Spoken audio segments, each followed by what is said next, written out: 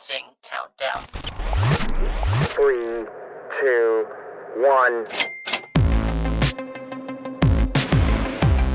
This is the contracting experience. Connecting government contracting professionals to the world around them through conversations with acquisition influencers, insights into evolving hot topics, and sharing lessons learned from the field.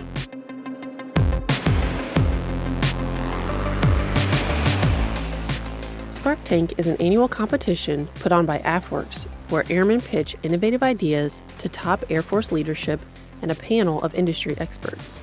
This episode, we sit down with 6 of the airmen that pitched their ideas at the Air Force Association's Air Warfare Symposium in Orlando, Florida at the end of February. The airmen are solving Air Force problems and using solutions like robotic process automation, portable magnetic aircraft covers, C-17 loading aid, low-cost threat emitter replicator, weapons loading smart checklist, and battery cell extraction tool. I encourage you all to check out my conversation with these innovators and go to the link in the show notes that features an article from Public Affairs and videos of each of the airmen's ideas. Understanding the problems our airmen face provide us with better insight in order to determine what acquisition solution and strategy is most appropriate. This is directly in line with leadership's expectations to be mission-focused business leaders. If you are an Air Force military or civilian with an innovative idea, check out AFWERX Ideation platform site in the show notes to share your idea and find avenues for support and funding. Welcome, Spark Tank finalists, to the podcast. So first question, Tech Sergeant Overby. Tell us briefly about yourself and what you'll be pitching at the 2020 Spark Tank competition. And then also if you could touch on the problem or focus area that your solution addresses and why it's important. Okay, I'm a personnelist at AFPC, Air Force Personnel Center. I'll be pitching the digital airman robotic process automation. The problem that I'm focusing on is that we have a lot of repetitive processes that humans should not be doing, and that there's technical software solutions that could actually do that work for them without their interference. And I believe it's important because our entire business at AFPC is the airmen, their family, and retirees. So everything we do there is going to touch about 2 million people. So awesome. Tech Sergeant Caban. Yes, hi, I'm Tech Sergeant Caban from Langley Air Force Base, Virginia. I came up with portable magnetic aircraft covers. And the problem that we are facing in aircraft maintenance is we don't have aircraft covers with us at all time because they're too big, bulky to fly with the aircraft. We're limited on storage space. So we developed a way to adhere the covers to the aircraft and be able to fold them up and to put it in about a 1x1 cubic foot storage area. And then just so listeners know, in the show notes, I'll put in the link to all the videos. They can go in and see the videos that you guys did and see it, face to face and the type of stuff that you guys are working on. So Tech Sergeant Kaiser. How's it going? I'm Tech Sergeant Kaiser. I'm a proud port dog from the 8th Expeditionary Air Mobility Squadron located in Al Udeid Air Base. Basically, I'm pitching the K-Wedge. It's a C-17 loading aid that's designed to safeguard the rail system on the aircraft, to safeguard the components of the aircraft, and also ensure that cargo is lifted appropriately and we're not wasting airlift and we're not damaging anything and delaying vital cargo to the warfighter. Great, thank you. Captain Coyle? Yeah, so I'm here with a small team from Luke Air Force Base, a small team of builders. I'm Captain Coyle. I'm here with Adam Treese and Wiley Standage-Beyer, who's a PhD student at Arizona State University, and we built a surface threat emitter that we can use on our training ranges for daily pilot training. It uses a software-defined radio to recreate radar waveforms and allows our pilots to train against those. The problem here is that we don't really have enough emitters out on our range to simulate a realistic threat environment. So we developed a way to build a low-cost emitter that we can put out in a higher quantity on our training ranges to enhance our pilot training on a daily basis. Great. Thanks for being here. Thanks for having me. Chief Master Sergeant Flag. Hey, I'm Chief Flag. I'm the Wing Weapons Manager at Spangdahlem Air Base, and so as the Wing Weapons Manager, my responsibility is to make sure that we can safely and reliably load weapons on F-16s in a timely manner. What we found is that we did a deep dive and realized that our instructions for loading these weapons is really overly complex.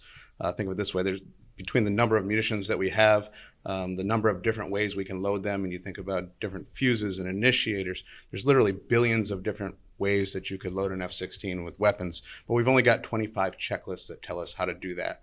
So what that means is there's, for one crew to load an F-16, potentially they're looking at 840 steps in a checklist, and they have to answer the question, does this apply to the task that I'm performing? Mm-hmm. So what our team is here doing this week is we're pitching the idea of a smart weapons loading checklist, otherwise known as Project Mercury. What it's going to allow us to do is provide some input conditions, make a few inputs, and then what we get in return is a streamlined checklist where instead of answering the question, does this apply 840 times, it's going to say, do these 240 steps. So essentially 240 directions. Okay, great. Thank you. And then Master Sergeant Tingle. Hi, I'm Rob Tingle. I'm representing the Battery Cell Extraction Tool team of myself and Roy Pachalski. We're citizen airmen representing Air Force Reserve Command from Joint Base Lewis McChord. We submitted our battery cell extraction tool to help address the issues of cost savings and workplace injuries.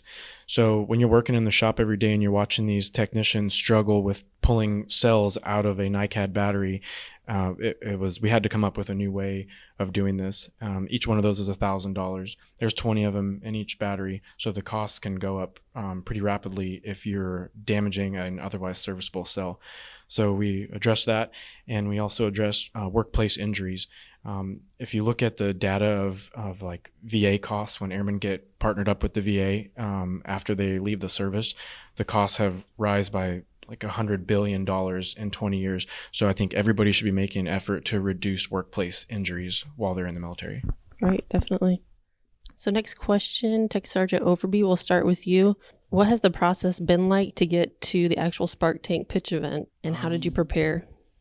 The process has been kind of hectic for me because I have a lot of other things and I wasn't able to get away from work to practice on this. And we did have a TDY to refine our pitch with pitch coaches through AFWERX Vegas. And what was it like to get to the pitch event? It's just been crazy to me. Like it's fun and it's like something I've never done before, but it's been a lot of hard work. I feel like while we're having fun, we're also working too. So right. Want to get to meet other airmen that are, trying to be innovative and solve problems and stuff like that, going through the same stuff. So met people that maybe you wouldn't have met before. True. And you get to see that like there are so many things that we can do in the Air Force, that everyone has great ideas, and we should always encourage each other all. Like I feel like we're all winners here. Like I don't think one person should just be the best. Like all these ideas help the Air Force in different ways. Definitely. Thank you. So my trip up here has been a roller coaster ride. So it's been difficult at times, but I feel it's really rewarding. And I wouldn't be in this position without the teamwork from my supervision. They've been nothing but helpful, and I see a huge change in culture. Growing up, there was a lot of in the Air Force before. There wasn't so much of an emphasis on innovation and change, and I'm just glad that my wing group squadrons have been nothing but helpful and setting all this up for me, and taking care of a lot of stuff so I can maintain my regular job. So as part of that, to some supervisors or management leaders that are listening, what are some things that your leadership did that they could take and help with their people to encourage them to do things differently? The innovation cell has been huge in it, and if they could get involved with their innovation cell, and how I got started with this is the innovation cell had a pitch session, and I was able to talk directly to the wing commander and group commander and vice commander. They had the whole board set up, so it was easy to have direct communication. They say go with it, and they helped me along the whole process. So get involved with the innovation cells at the local base. So innovation cell, be open to hear what your airmen, the problems that they're facing. Yes. Give them room to speak up and talk about it. Anybody else have any suggestions for leadership?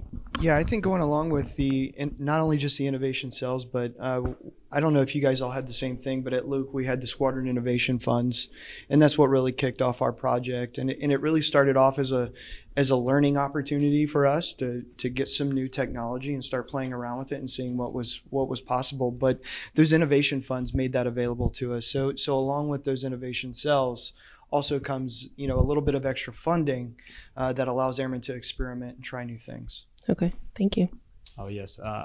Yeah, I was able to get funding from my group commander, Colonel Seitz, and group chief Burt. They were super helpful in giving me the money to get my prototypes made to do check fits. And stuff. So it was awesome. Great.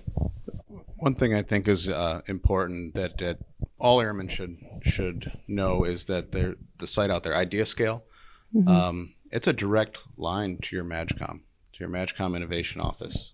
So I've been in for 24. I've had 24 years of service now, and we went a large period of that was if there was anybody in your chain of command that put up a wall, put up a barrier toward a good idea, it was over with. Right? And then there was a period of time as, of course, we started preaching innovation, but we really didn't have the infrastructure up yet. And now I feel like senior leaders have created that environment. So in Airmen, if you take our innovation with a SMART checklist, we are on the verge of taking 28 minutes off the time it takes to load and generate an F-16. And that happened at the very tactical level with a direct route to the MAGCOM. And every airman has that opportunity. So if somebody has a good idea, get on Idea Scale, put it in there. It bypasses those roadblocks if they exist. Right. And that's a huge part of it is, maybe it's not that leadership didn't want to hear the ideas, but having that communication, structure in place through Idea Scale to be able to get those ideas up there is huge. Absolutely.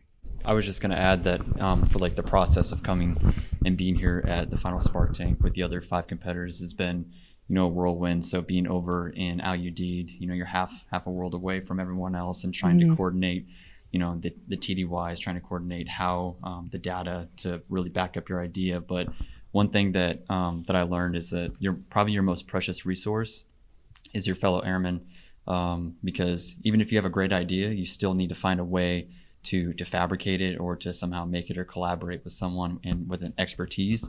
And going over to the 379th Maintenance Squadron, I had a lot of help from Tech Sergeant Bittner, Staff Sergeant Davis, Staff Sergeant Stefan, and a whole lot of other people that came together and helped with the K-Wedge prototype. And actually, we went back and forth and created multiple and finally found one that worked. And because of them and using your resource and using your fellow wingmen, that's the only reason why we're here today. So I encourage anyone who has a good idea, reach out to your wing, other squadrons, and see, if you go to another unit with an idea, you'd be surprised at how happy people will be to try and help you and be a part of that. Well, it's exciting, right? I mean, it's exciting to do something different and try to solve problems and then see that help out in the field. So yeah, I think that's a huge lesson we can all take from this is it takes a team to really get these things rolling. I know at Luke Air Force Base, we were provided a space by ACC Det 9. They gave us a space to work in, and they gave us the expertise of a lot of the engineers that they have there to help us build a lot of the components for that. And, just being able to go down the road to the precision measurement and equipment laboratories section on base and having those guys help us was huge. And then even folks that were even outside of our own circle of influence at Luke Air Force Base, folks at the White Sands Missile Range, just numerous people have stepped up to help out with this. And it just really makes you realize that this is a team effort. And then the other piece of that is the relationships that you build, because we don't have a bunch of money to go and pay these people to do things. A lot of the deals that were made were based upon a handshake or a 12-pack of beer or something. It's just figuring out ways to work with people to get things done, because these innovations they're truly, or the deciding factor of these is about resourcefulness, not resources. Right. I got one more thing to add. Yeah. Quick story. My luggage got lost on the way over here, so my props got lost. One of the key components to it. And Major Van Timmerman and Lieutenant Myers got a hold of the wing, and the wing commander, Colonel Lopez, is actually flying out another one with him. Oh, wow. Right now, so that's awesome. So now he's going to see the pitch face to face. Yeah. The pressure's on. No. Yeah, he was coming anyways, but, Okay. but he's bringing it on. It's just really awesome that to be able to help out Yeah, with something that such short notice. Captain Coyle, I'll start with you for this next question. It might touch on what you just said as well, but what have you learned and what will you take away to future assignments after taking part in this process? What I talked about before with the teamwork was really an important thing that that we'll take away in building relationships. But the other piece to that is the communication piece. I'm an intel officer. The other guy on my team, he's an intel officer as well. We're used to standing up in front of people and talking, but being able to communicate and sell something or provide a pitch to sell your innovation is a totally different style of talking. So I think that's one of the things that we're really going to take away from this is learning how to communicate both a problem and a solution, and being able to communicate that to individuals who may not be technically aware of what it is you're trying to do. Well, and you have to think about what do they care about, right? And then connect your idea to that so that way you can make it sink in. Absolutely. Yeah, one thing to add on that too is AFWERX has really helped us out with all of us with our pitches and getting our message across. Yeah, I think the biggest thing I'll take away is so we had this idea for a smart weapons loading checklist, but honestly, I don't think we'd be here right now if it wasn't for last spring when I was at Gunter, when I was doing the chief leadership course, and we took a tour of AFWERX in downtown Montgomery, and kind of heard their spiel and all the projects they had been working on and how they had software fielded in just a matter of months. Really opened my eyes to the possibility, because like I said, it's been a long time, and in 24 years of service, and you just don't see things. I didn't see things get to be used quickly, right? It's a long process of testing, and by the time you get the product that you want, it's outdated. It's 8 to 10 years later. Right. It's not the case anymore. It's not. Right. That's and it's been very clear to this point that in the eyes of senior leadership, that's unacceptable. And there's resources out there. It was just a phone call to AFWERX and said, "Hey, can you help us out with this?" And their response was, "Absolutely. When can you get here?" Right. Right. So between, like we mentioned earlier, Idea Scale, AFWERX Vegas, AFWERX, any of those subsidiaries, if you think you got an idea, they're a phone call away, and they can definitely get you in touch with the right people. Right. Well, just like you were talking about, AFWERX helps you see and inspire you a little bit. Now, other airmen can go on and watch your guys' video, listen to this podcast, and hear about what you guys are doing and see what you've done and say, "Oh, okay, well, I got some problems too that I think we can solve, and let's keep it moving." Anything to add, sir? Yeah, I can add to that too. What I took away from this, things I've learned they'll take with me in the future, is really, I don't have a better way to say it, like project perseverance. Is if you have an idea and you want to turn that spark into fire, you're going to encounter roadblocks along the way. AFWERX told us that a lot of projects encounter the valley of death, which is that time when you're at your lowest of like, yeah, it just doesn't seem like it's going to come to fruition. But this is such a good idea. One of the keynote speaker people here is Elon Musk, one of the biggest innovators in the world. And one of the quotes I found from him was that don't give up unless you're forced to give up. So unless someone's forcing you to give up, you can keep trying to find ways to get your idea out there, get your leadership on board, and it'll be worth it in the end. Right. I was going to say the same thing, that you have to be persistent. If you have a good idea and you submit it to Idea Scale and everything, you better follow up. You better start working on it, providing data, because if you don't show that you don't care about it enough to actually find the answers and find a way around roadblocks, then why are other people going to care? Right. And so I think that's something I'm going to take away is, you're going to hear a lot of no's, but as long as you can provide the data, because you can't turn a blind eye to data if you can prove that something's actually wrong. So provide that to your leadership, and once you do that, you'll see it really take off. Like my leadership is a 521st AMAL, and I've had everyone's support from the wing commander and the command chief all the way down. My squadron leadership has been amazing. And then over in AMC, mislay method, and everyone that works up at AMC has helped me out a ton. And yeah, like I said, this is a whole team event, and we all need each other. And our most precious resources are airmen and our partners. So definitely don't take that lightly. I think it's like anything else in your life or your career, right? The biggest factors to success is drive, grit, determination, whatever you want to call it. It's a must. If you're going to be successful, you have to have it. With these projects, it's no different. I think the difference now is that you're more likely, the more drive you have, the more likely you're going to encounter somebody that's going to advance your idea. I think you still need those things, but the environment is much more conducive to your idea taking hold and being pushed forward. Yeah, with Sergeant Tingle and Chief was saying, the perseverance and drive, definitely relate to that, and I definitely want to take that back, because one thing I would definitely take from this is don't be afraid of your own idea. Like, a lot of people come up with ideas and they're like, oh, well, I don't know how to execute that, or I don't know who could help me, or someone could say no. You know, you don't have those avenues. For me, my idea, it was an idea for me, but as far as robotics process automation and coding bots, I've never coded anything in my life. I'm not a techie person. I honestly don't really like being a techie person. Like, I don't think that's one of my, something I have that particular skill set naturally, but I was so convinced that this process could help us that I self-learned. You know, I went on YouTube, Google, and asked people, and I had leadership who said, hey, if we get this software on your computer, if we can get this, can you learn it and give us a proof of concept? And you know, that's what I did. The support definitely helps. So everyone's all for it. It doesn't help. It doesn't hurt that it didn't cost a whole lot to start. But once you start showing that progress, you get those wheels driving, just dig in, you know, and keep going. You will encounter no's. You will encounter that frozen middle ground. You just never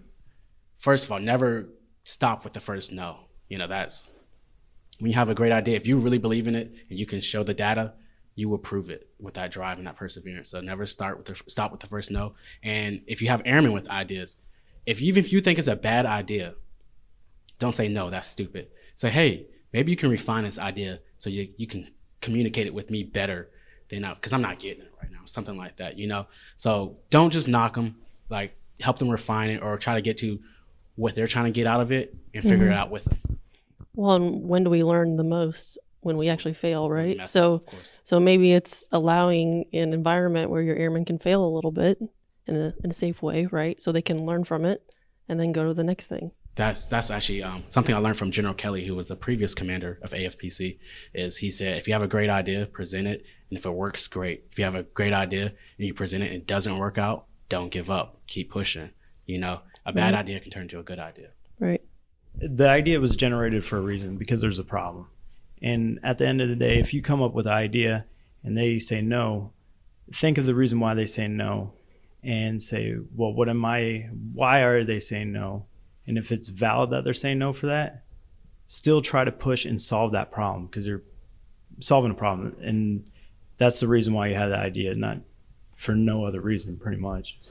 So last question for you guys, and this can be from when you had that light bulb moment of like, this is the problem I need to solve, or until you guys get on that pitch stage, which you're not in front of the Secretary of the Air Force yet, so that who knows, that might be part of it. But what is, of all this process, what has been maybe one of the most challenging things about it, and then what has been maybe one of the most rewarding or your favorite pieces of it?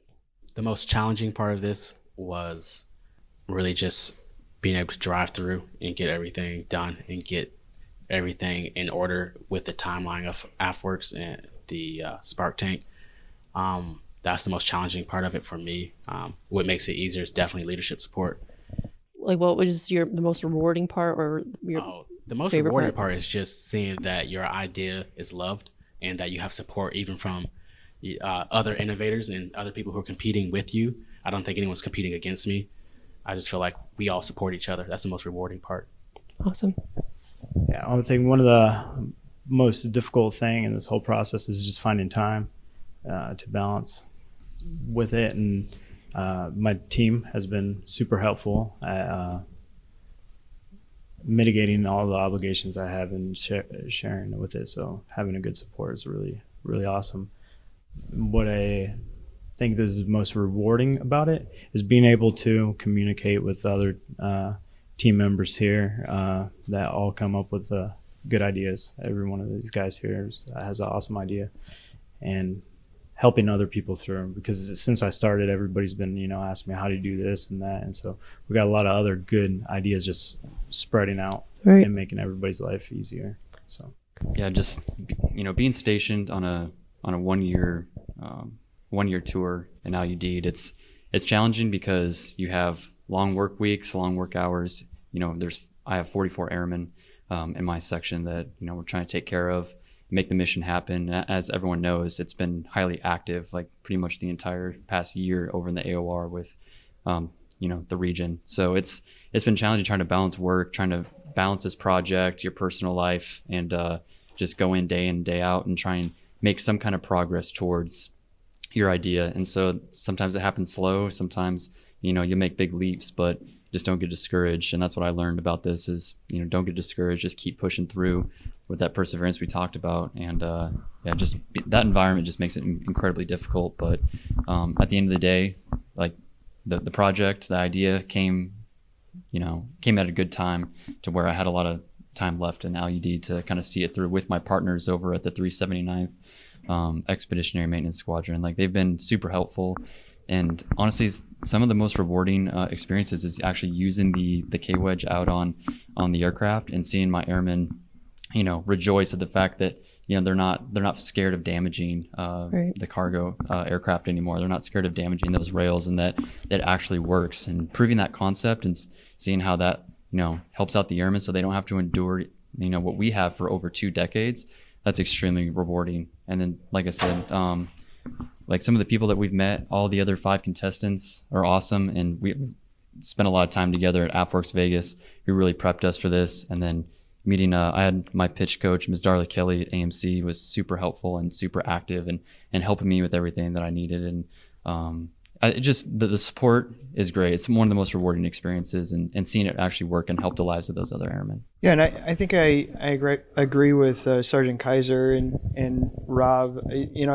Throughout this process, I think we figured out what's in the valley of death, and it's a roller coaster. There's so many highs and so many lows, and I think one of the biggest challenges for me has been kind of weathering that storm, or trying to stay on that roller coaster without throwing up or crying or something else, because there's a lot of times where you want to walk away, but then there's also other times where you have these huge successes. So just being able to take a look at this objectively is just very important, and trying to push your feelings aside and just saying, today was a step in the right direction. Tomorrow, could even be just a little bit more difficult.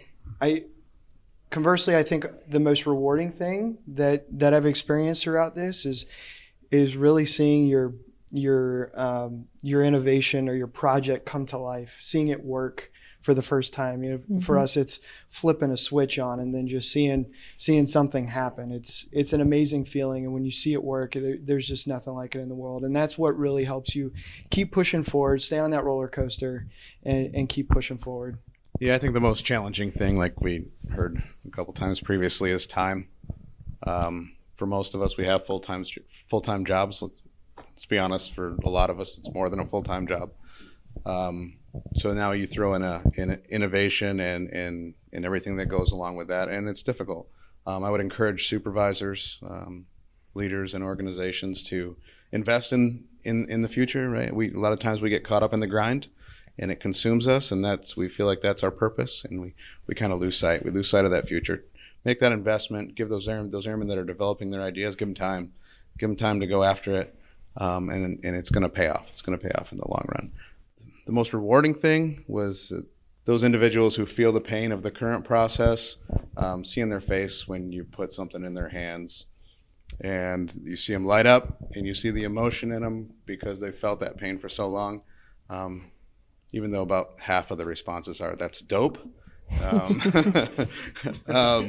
It's really fantastic to see that. Well, and to both of your 2 points, we're looking at ways to motivate our workforce, retain our workforce, and kind of what you guys touched on is this is like that intrinsic, way to motivate them is to listen to their ideas, listen to their ways to solve problems. They're the ones doing the jobs. And then how do we help them along the path to make it happen, or to work through to find out if there is a better way to do it? So I'll hit on difficulty and reward. So one of the most difficult things about all this, I don't know if it was the same for everybody else, was just like taking your idea, which has already sold itself, which already it's got the data that shows how good it is, and then having to turn that into a pitch. It doesn't matter how good your idea is right now out of the 220 submissions. If you can't pitch it, you're not going to be here. Like that's just the fact of it. Mm-hmm. This is the rules of engagement, is you need to learn how to develop a pitch like you're on Shark Tank. And so that has been probably the biggest difficulty, maybe for some reasons that it's unique to our presentation, but the turning it into a pitch from just a great idea. And then definitely the most rewarding has been watching your innovation get into the hands of the airmen that are doing the job and it making their life easier. Right. It makes it all worth it.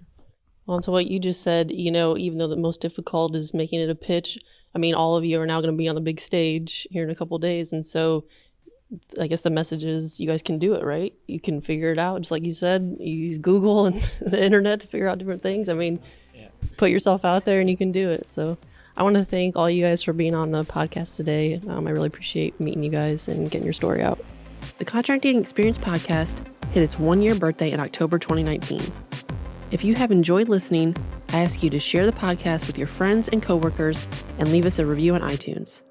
Sharing the podcast is the best way to help others connect with the world around them. Thank you for listening.